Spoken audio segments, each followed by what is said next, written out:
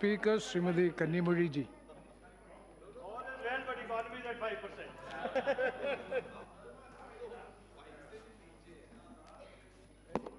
Thank you, sir.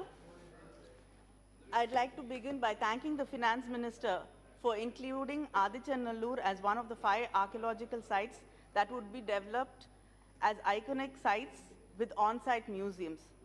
And this is particularly significant to the Tamil civilization as the findings date back to 690 to 905 BCE. Not Adichanallur, not Adichanallur. Don't disturb. Don't yield.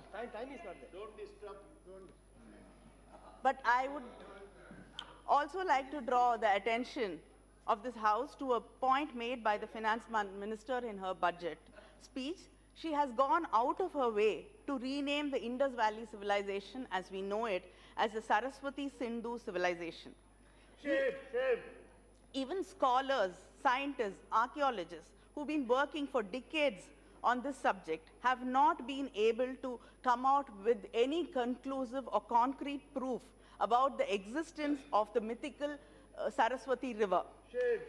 And what the Indus script says. The Finance Minister has followed the footsteps of some people who actually would like to push the Vedic age to 10,000 years BCE and to say that the river Saraswati mentioned in the Rig Veda is the same river on which the Indus civilization flourished, which is the most farthest from the truth. And this is a blatant attempt to rewrite history as the BJP has attempted to always do. And they always love to give us history lessons as we have been seeing regularly. And the government It is not. The government not only attempts to paint contemporary India saffron, but it wants to go back in history and paint the past saffron too. Indologists like Asko Parpola and Airavada Mahadevan have categorically said that the Indus civilization is a Dravidian civilization. And the Murugan worship has gone from South India to the valley. And moreover, the minister has made a statement that deciphering of hieroglyphics of the Harappa has happened. And I would like to tell her there is no conclusion. People are still debating about it, and nobody has actually been able to really read what is there. And I humbly request the government and the BJP to leave things like this to the scholars, historians. And I again, Very good. and again request the politicians to stay out of this and stop using their versions of religion to rewrite what India is. Very good. Very good point. Pardon? India had very high hopes for this budget, but I fail to see how any of the proposed allocations will boost the incomes and enhance purchasing power. Newspaper headline read, "Not a full thali, only morsels for everyone." This is what the long budget left us with. You've been talking about the $5 trillion economy and $5 trillion economy. And Mr. Sinha has become very ambitious. He's talking about the $10 trillion economy. Next finance minister. And I really can't, I could not see anywhere in the budget where allocations, we have to start making allocations for equity funding for this every year. And that has not happened, and we cannot see it anywhere in the budget. And today, in real terms, the growth is only 5% GDP. And at this rate, how are you going to be able to achieve what you're exposing to us? And the GST has been hailed as a great key reform since independence. But sadly, the model and implementation has been flawed since the very beginning. Many of us supported it, hoping that it will bring ease of business. But unlike, other than bringing ease of, it hasn't brought ease of business, it's actually closed down many industries, and the entire industry and especially small traders are in distress. And the system is got several glitches, and it is evident when the finance minister summoned the Infosys for explanations. The finance minister in the budget said our government is committed to the goal of doubling farmers' incomes by 2020. The agriculture sector has just grown by 2% in the first quarter of this year as compared to 5.1% growth in the previous quarter in the last year. And the RBI annual report shows that the contribution of agriculture in the last 5 years has halved.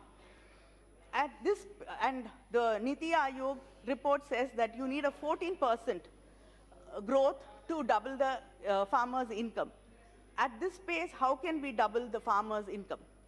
And the National Crime Records Bureau report in 2018 says that 10,349 people working in the farm sector have ended their lives. I'd like to say that it is not because nature has been brutal to them. The insurance scheme, crop insurance scheme, which had to protect them and protect their crops and their livelihoods, did not. It failed to do so. It's a shame that many farmers in Tamil Nadu received as little as 4 rupees, 5 rupees, and even 10 rupees as crop insurance. And this was highlighted by our party leader, M.K. Stalin, in the Tamil Nadu Assembly, that farmers got as little as 5 rupees as crop insurance. The farmers have been paying around 610 rupees per acre premium for insurance and spending more than 30,000 rupees per acre for cultivation. And the insurance amount sanctioned to them is highly insulting. 3 years and 7 crop seasons after it was rolled out, the centre's flagship farm insurance scheme remains behind its own target, and its outreach is as low as 26%. The least the government could have done is to provide immediate relief for the farmers by waiving off the farmers' loans, which has been their demand for a very long time, and we saw the farmers protesting in Delhi also. Were totally ignored. The UPA government in 2008 waived off more than 72,000 crores of farm loans, which provided the much needed relief to the farmers as well as the rural economy. And our friend, Mr. Sinha here, he is talking about old age pensions reaching the old people all over the country.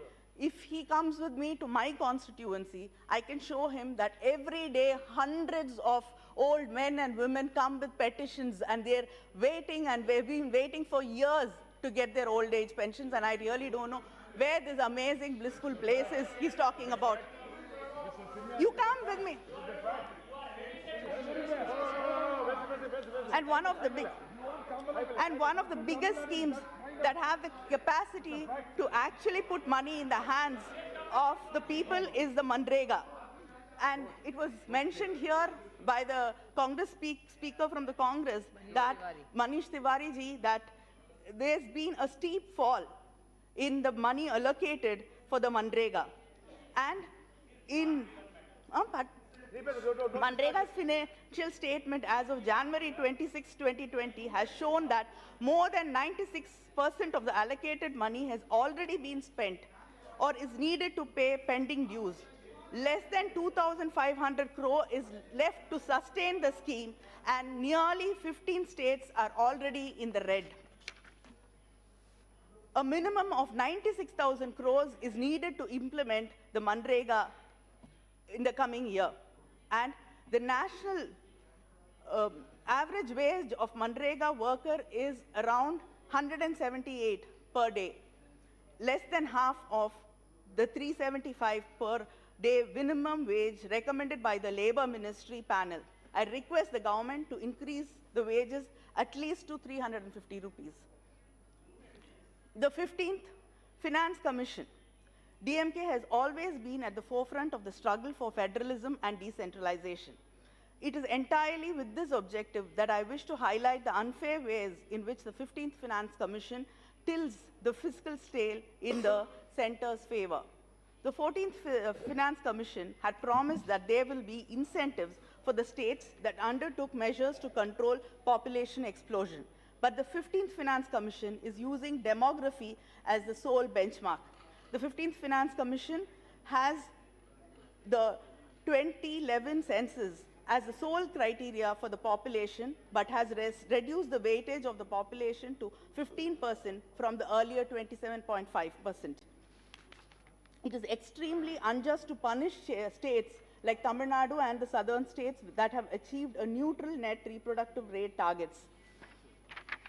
The 15th Finance Commission has granted 4,025 crores to Tamil Nadu for post-devolution grant.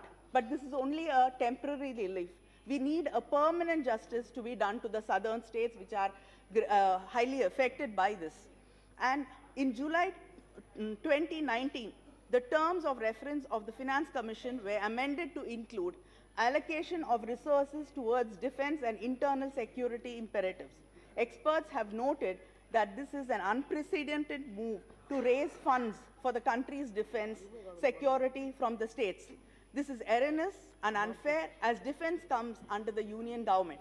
Why should the states pay for something which comes entirely under the center's purview unless you intend to move defense to the concurrent list? We have gone from times when the union government would finance states and incentivize good schemes. Now, the programs run by the center and state, the center has been consistently reducing its contribution. And this is very unfair. And in your budget, you had said, you always say make in India and it will create jobs. Now you're saying study in India through the INSAT. But what are we actually making? Are we making sure that people will come to India and study here? Are we making the universities safe for people to even come here? Recently, we sent back a German student who was studying in the IIT Madras because he participated in the anti-CAA protests. So, and our university campuses like JNU and Jamia, the way the students were attacked, how can we convince the world community that our universities and colleges are a safe place for students to study? And I like to quote John F. Kennedy, who says, "Those who make peaceful resistance impossible will make violent revolution inevitable." Disinvestment. Listing of companies on stock exchange is discipline a company and provides access to financial markets. This is what the finance minister said in her budget. I'd like to say that actually the LIC was nationalized only because they were unfair trade practices. And that is why it became a government sector. And in 1990, the insurance sector was open to private sector, and the LIC has been doing remarkably well among the other insurance companies. There's no reason to disinvest the LIC other than the government's desperate attempt to raise money through disinvestment as they are failing in realizing tax revenue targets. And I'd like to borrow the words of Adada, who keeps saying, don't sell the family silver. That is exactly what we are doing, and these are very desperate times. And I like to say that these private companies do not have any commitment, or they're not legally bound to give reservation in their companies or industries. And the more you disinvest and the more you give away the public sector investments and companies to private, the amount of jobs given to people to rectify injustice which has been done to people for centuries, that is reservation. That has been cut drastically. And this is just not a wrong economic move to disinvest, but also it is against social justice, and it's taking away, I think you're hacking at the roots of social justice in this country by disinvesting.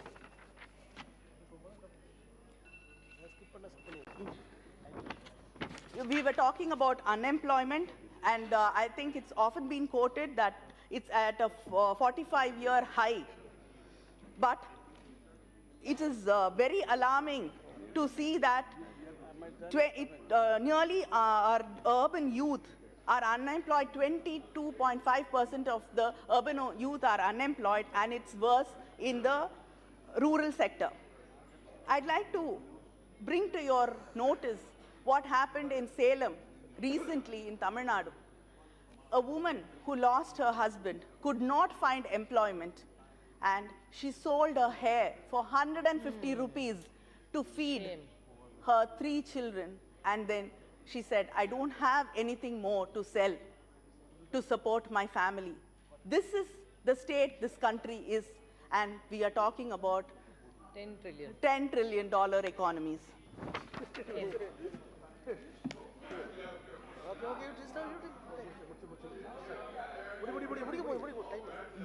The budget allocation to welfare schemes is a key measure of our commitment to development goals. Under the national program for midday meal schools, in the budget estimates for 2019-20 was 11,000 crores, but the revised estimates is 9,912 crores. In September 2019, a journalist was booked for conspiracy after he reported that only rotis and salt are being served in a midday meal in the government school in Uttar Pradesh.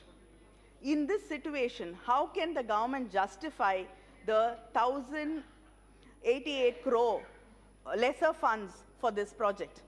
And for the umbrella ICDS scheme, the BE 2019-20 was 27,584 crores, but the RE 2019-20 was 24,995. There is a decrease of 2,589 crores. This lowering of spending for the ICDs is not justified when India has the highest number of under 5 deaths, according to the UNICEF report of 2018. And I'd like to talk about the MSMEs. With the introduction of the GST and demonetization, the twin attack on the Indian economy, the MSME sectors were challenged. And according to the government policy note of Tamil Nadu, the AIADMK government, which is your ally, that Clapping. 2 minutes, sir. 2 minutes. more than 50,000 MSMEs have been closed and 5 lakh jobs have been lost. The MSMEs are reeling under the credit crunch created by demonetization. Banks are lending loans to MSMEs at a rate of 11%, and since the repayment has been computerized, even if there's a small error in repaying returns, the MSMEs are declared NPAs, and they have to clear all the dues to be declared as non-NPA. And the non-banking financial corporations are apprehensive to lend money to the MSMEs and charging an interest rate of 15 to 17%, which is too high. And the debt service coverage ratio parameters, which is used to assess the ability to repay the loans by the firm, is the same for the MSMEs and the corporates. This should be rationalized according to the needs of the MSMEs. The matchbox industry, which is particularly prominent in my constituency, Thoothukudi, they've been demanding that the GST for matches to be reduced from 18% to 5% because they are partly handmade. I myself have written to the finance minister, and they've also come and met you and requested you to give them a reduction in the GST. I request the finance minister to kindly consider this because the entire sector is in distress and they are closing down. Last page. In 2019, over 4,000 hours of internet shutdown has cost India over 9,300 crores. While the government continues to deny that there's no negative impact on tourism, there has been an 18% fall in tourists in December 2019 alone, resulting in heavy losses for both hospitality and tourism sectors. Several world leaders have expressed their displeasure over the CAA and the Kashmir shutdown, and they've cancelled their visits to India. Recently, several investment firms are reducing their Indian government bond holdings on concerns over the CAA and also diverting funds to other countries. Certainly, the combination of the abrogation of Article 370 and the CAA implementation is forcing the world to take a step back from India. Is this the India we aspire and strive to be? No. Ietalum, Etalum, the Tirukural, which I think everybody is fond of quoting here. Yes, Kanimozhi ji. Etalum, Last, Katalum, last. Katta, Please. Vahutalum, Valladarasu. Generating revenue justly, increasing its earnings to the exchequer, protecting the same and distributing it fairly are the attributes of a good government. But unfortunately, I cannot say these things about this government. Thank you. Thank you very much. Thank you.